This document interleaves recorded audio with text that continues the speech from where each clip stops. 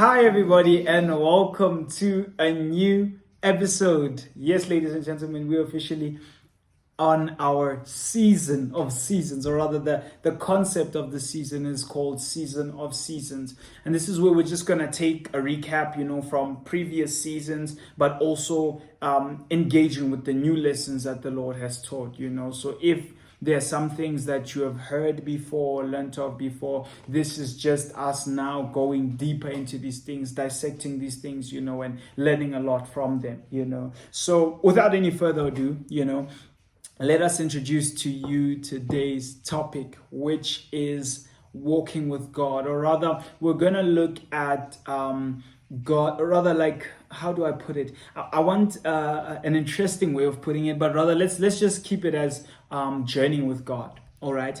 Now, what this episode will address is our desires, or rather, let's say, let's call this misplaced focus. So you guys are part of the creation process for the first time. So a lot of the times we seek accolades and achievements, or rather we seek material possessions and leave God aside. And in fact, if we were to put R1,000,000 or €1,000,000 rather, next to you and put God next to you, how many of us, in all honesty, would actually choose God? If we put resources, if we put wealth, opportunity, fame, attention, publicity, and everything that you dream of, what's on your heart and what you desire on your heart. How many of us would consistently and constantly choose God, regardless of what was put beside him? Now remember, anything that has a place above God in your heart is an idol. So you don't need to be worshiping statues or whatever it is, but anything that has the place of your heart above God, or that has the place of your heart rather, is an idol. All right. So now I want us to look at God's intention. You must understand that God is very practical. So God didn't just create us on this earth to just, go to church and live based on minimum wage or whatever it is. That's not God's intention. And anybody who has preached that has delivered a message to you incorrectly. God's desire is for his children to live in abundance because he's a king. So any king or any father or any parent would want their child to live in the abundance that they have. But the issue is that we seek things before we seek God. That's why Jesus, when he's talking to them, that why are you worried about clothes and food? Is the body not more than these things? Is life not more than these things?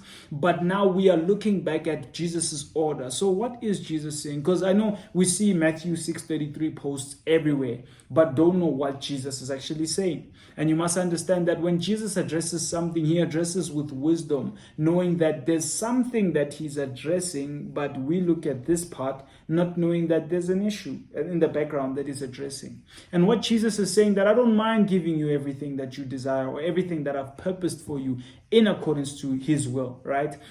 But what is Jesus's heart?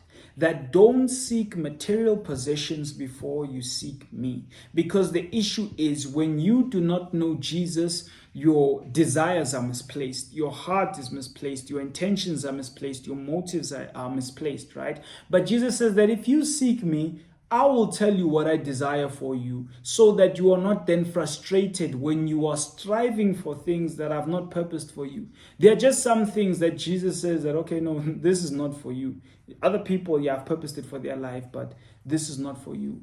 And this has nothing to do with money, people of God. Don't think that God has only given money to specific people or given wealth to specific people. No, wealth is attracted to a specific mindset, not a specific people. All right. So you must understand that there are certain things. Maybe other people, Jesus allows them to have certain things, but he says, no, this is not part of what I've planned for you. I've planned this. And Jesus's thoughts for you and his plans and desires for you are always better than what you can imagine or think. So the issue is, if you seek material possessions before Jesus, you will in fact find yourself entangled in things and situations and circumstances, and even with the wrong company and the wrong decisions, because you are seeking certain things. And when you seek things before you seek Jesus, you rush processes and you end up finding yourself in a state of deep depression, but you have everything that you've asked yourself for.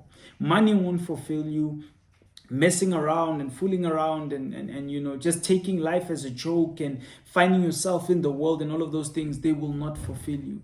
But true fulfillment comes in Jesus. So Jesus wants us to now step back to a place where we seek first the kingdom, which is seeking God. God, I want this, I want that, I want that. But seeking God first so that he develops your character to be able to handle these things. God doesn't mind you having a job. God intends for you to have a job, because in the Garden of Eden, Adam had work. God intends for us to work. God intends for us to earn, because it all goes back to the principles of the Garden of Eden, all right? So God intends for us to have these things. But what happens, let's say, for example, you desire a specific career path, but you still struggle. Let's say, for example, you struggle with certain issues like lust, you struggle with frustration, anger, lack of self-control. So imagine, let's say, for example, God has called someone to be a minister of the gospel, but this person struggles with lust. Can you imagine how much of a disaster that is? And this person is supposed to be representing God. And this is just an example, okay? Let's say, for example, you want to be an entrepreneur. You want to run businesses, but you have issues with self-control. You have a lack of integrity. And now you find yourself entangled in things. And remember, everything that's done in the darkness comes to the light. So now you're being exposed and you're experiencing all of these things, and you are asking yourself so much and you are just entangled in so many wrong things. So God now wants to deal with those things before he gives you things. So God is so in control and he is in charge of everything. And I'm not saying that if you're still working on yourself, God won't open doors for you. No, God will open doors for you in his faithfulness. But I'm saying if there are certain things that are a hindrance to an open door, a new season or a new opportunity, God will first call you back to him, deal with you, work those things out of you, then open you up to things.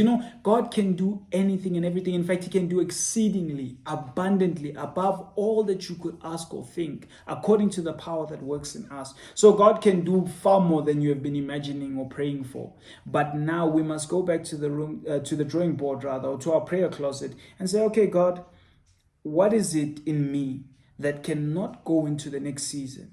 And that's when he's going to begin to start working out certain things. Maybe it's your reliance on people. You're too reliant on people. You depend so much on people that the last time you sought God for his opinion on a decision that you need to make was years ago. Maybe you've never even done it and you've been walking with the Lord for years.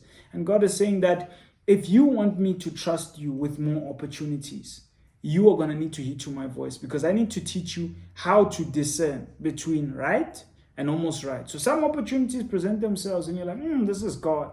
But when you look at it in essence and when you step into that position, you realize that this compromises every part of my being. It's not from God. But had you sought God instead of your friends before, you would have known that that opportunity is not from God, that relationship is not from God, that friendship is not from God. And God will not give you something if you are unable to manage it. So if you want a relationship from God, but you still have certain issues that you need to deal with that are detrimental to what God wants to give you, he will not give that thing to you yet until he works on you. So when Jesus says, seek first the kingdom, he says, hey, look, you want that relationship? I have that for you. You want that friendship? You want that business? You want that job? I have that for you. You want this blessing that I've prepared for you? I have that for you. But I'm not going to release it until we work on these areas and aspects. So God calls us back to his presence practically so that he can reshape our desires, so that he can purify us and cleanse us, break strongholds, break generational curses, and then lead us into what he has purposed for us.